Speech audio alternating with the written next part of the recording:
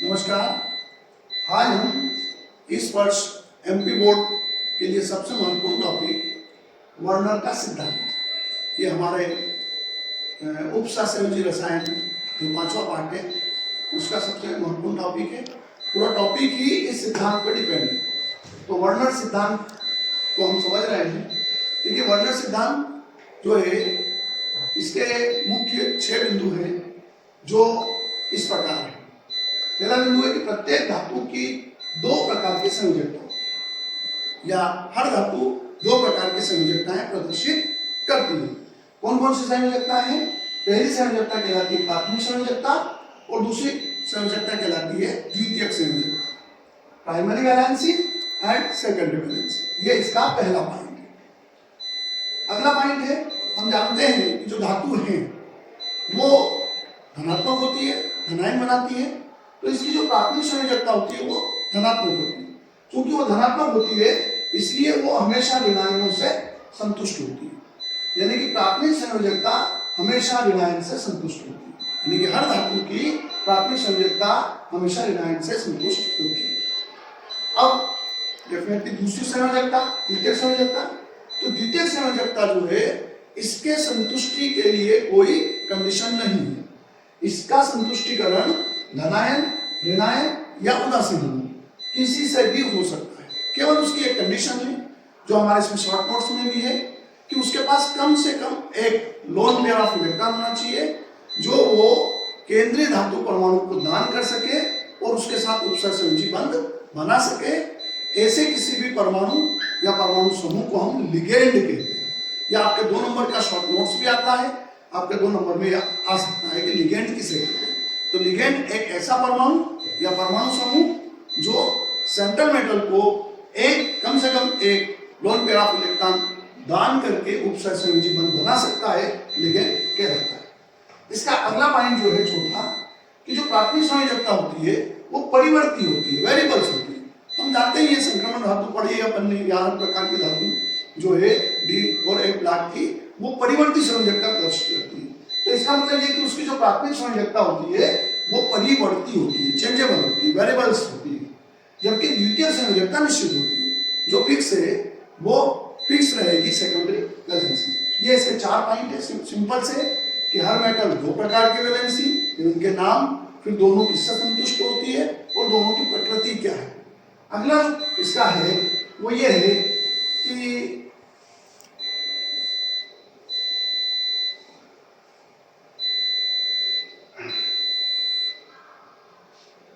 पांचवा उपसंयोजी यौगिक जो है, जिनको हम संकुल यौगिक भी कहते हैं या जटिल यौगिक भी कहते हैं, उनकी आकृति जो है प्राथमिक वैलेंसी पर निर्भर नहीं करती। इनकी जो आकृति है वो द्वितीयक वैलेंसी पर निर्भर करती है।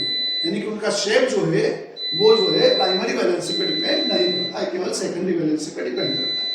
किस प्रकार करता है? तो इसका आखिरी पॉइंट है कि द्वितीयक संयोजकता यदि 2, 3, 4, 6 सेकेंडरी वैलेंसी किसी भी कॉम्प्लेक्स में मेटल की यदि 2, 3, 4, 5, 6 हो तो उस कॉम्प्लेक्स की जो आकृति होगी वो कैसी होगी? 2 के लिए रेखिक होगी क्रमशः, 2 के लिए रेखिक, 3 के लिए त्रिकोणीय, 4 के लिए चतुष्फलकी या वर्ग समतली। 2 ऑप्शन है यहाँ जो संकरण पर डिपेंड करता है।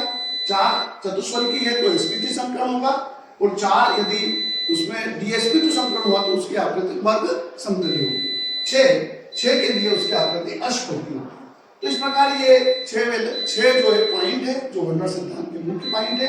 अब इसको एक उदाहरण से भी कभी कभी आ जाता है, बोर्ड में पहले आया है कि K4Fe6 का उदाहरण लेकर वर्नर के सिद्धांत को समझाइए।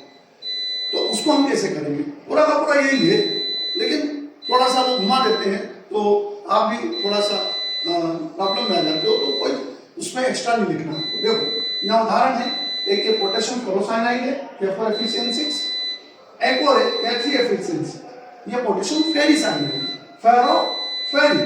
यहाँ फेरस कंडीशंस में है या फेरिक कंडीशंस में, ये से सामान्य।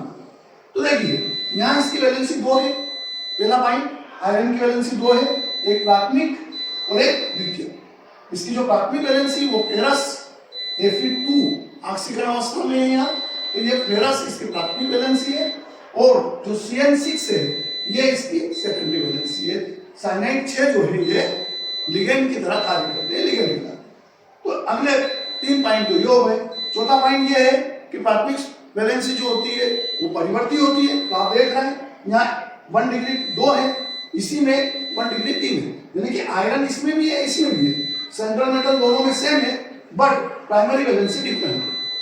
अब यहाँ आप देख रहे हैं कि सेकेंडरी वैलेंसी 6 है और यहाँ भी सेकेंडरी वैलेंसी 6 है, यानी कि ये अगला पॉइंट कि जो द्वितीयक वैलेंसी है वो निश्चित होती है और प्राथमिक वैलेंसी वेरिएबल्स होती है। अगला जो है आकृति निर्भर नहीं करती है, तो दोनों की आकृति अष्टफल की होगी, है ना। इसमें 2 है प्राइमरी वैलेंसी, इसमें 3 है, तो आकृति पर कोई प्रभाव नहीं पड़ेगा। अगला चूंकि इसमें 6 है ये सेकेंडरी वैलेंसी, तो इन दोनों की ही जो आकृति है वो अष्टफल की होगी। तो इस प्रकार ये आप वर्णन सिद्धांत में वर्णन सिद्धांत भी आ सकता है आपको 4 नंबर में। इसके साथ साथ प्राथमिक संयोजकता और द्वितीयक संयोजकता में अंतर भी आ सकता है, तो आप उसको भी इससे समझा सकते हैं कि प्राथमिक संयोजकता क्या होती है और द्वितीयक संयोजकता क्या होती है। प्राथमिक संयोजकता आयनिक होती है, द्वितीयक संयोजकता अनायनिक होती है, क्योंकि ये आयंस के रूप में निकल जाती है, और ये साइनाइड जो है अनायनिक होती है।